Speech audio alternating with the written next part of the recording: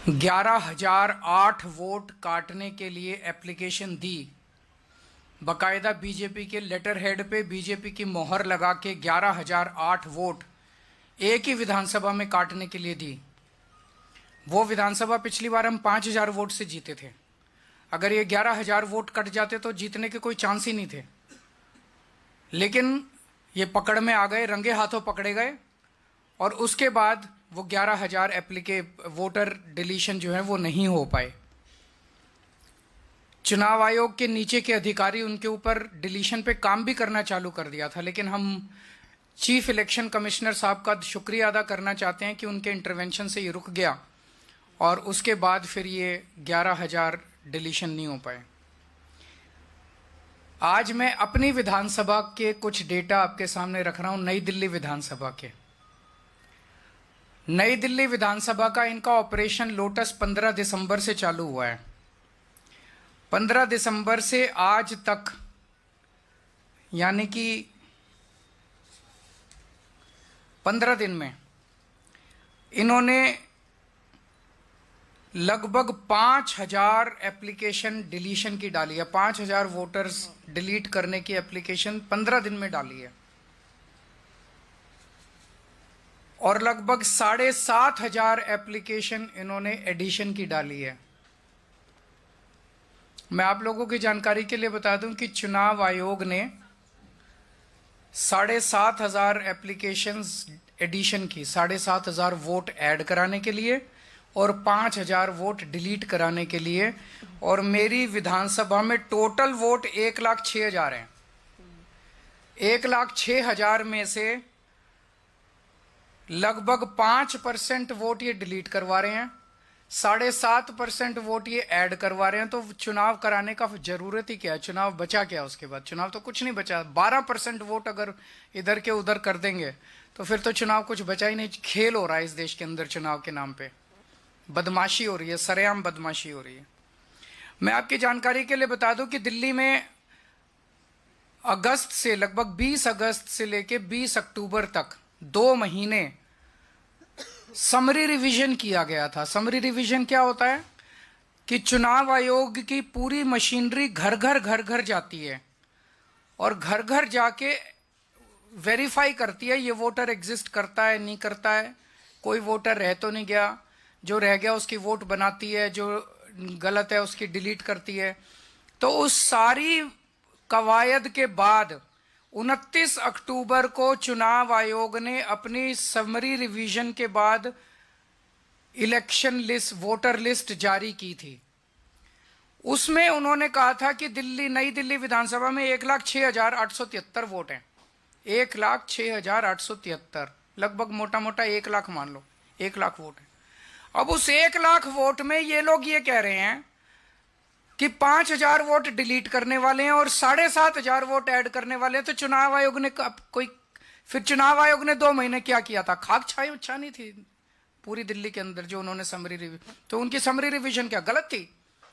जब 12% वोट की गड़बड़ अगर इन लोगों के हिसाब से है, बीजेपी वालों के हिसाब से 12% वोट की अगर गड़बड़ है, तो फिर चुनाव आयोग के तो ऊपर बहुत बड़ा प्रश्न चिन्ह उठ जाता है। 29 अक्टूबर से 14 दिसंबर तक मेरी विधानसभा में टोटल 900 वोट डिलीशन के लिए आए।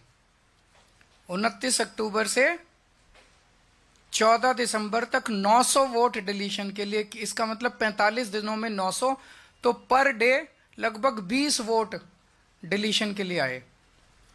15 दिसंबर से आज तक 5,000 वोट डिलीशन के लिए आए 15 दिन में, यानी कि डेली 300 से 400 वोट। और आपकी 19 दिसंबर को 1,500 वोट डिलीशन के लिए आए।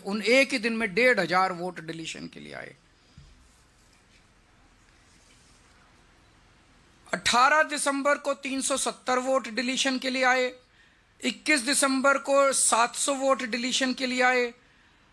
24 दिसंबर को 518 वोट डिलीशन के लिए आए। 25 दिसंबर को 675 वोट डिलीशन के लिए आए। 15 दिन में 5,000 वोटर्स के नाम डिलीट करने के लिए इन्होंने एप्लीकेशन डाली है इन लोगों ने।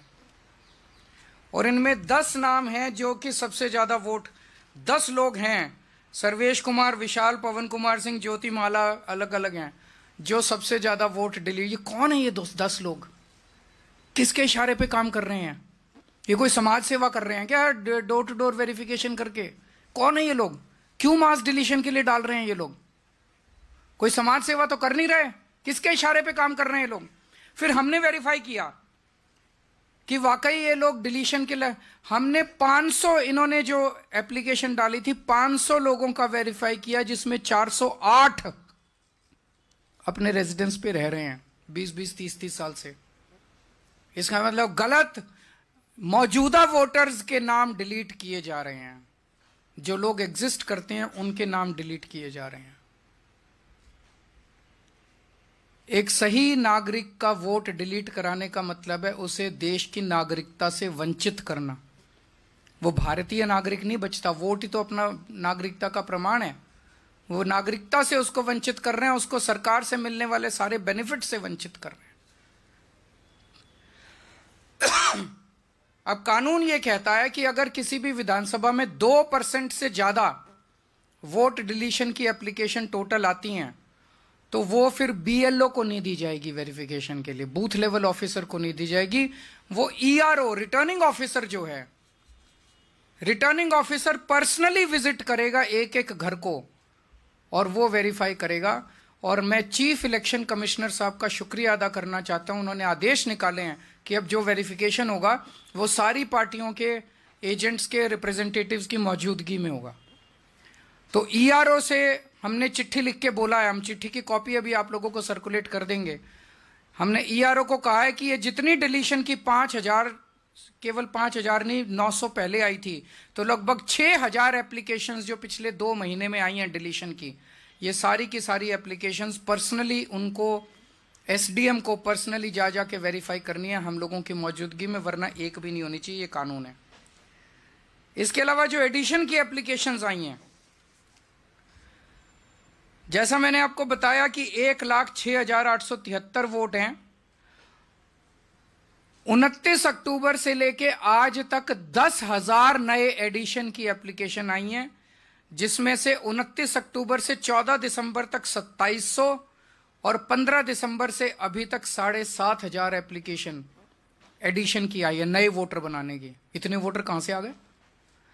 जब इलेक्शन कमीशन 2 महीने तक उन्होंने डोर टू डोर करके सारी वेरिफिकेशन करी थी, तो 10,000 नए, 10% नए वोटर कहां से आ गए? नई दिल्ली विधानसभा में एकदम से 15 दिन में नए 10,000 वोटर कहां से आ गए? तो जाहिर तौर पे ये हरियाणा के मुंडका से लेके आएंगे, जहां पे इनका वो है। ये सारे बाहर से ला ला के और ये फर्जी वोट डलवाने का पूरा इन्होंने प्लान बनाया हुआ है।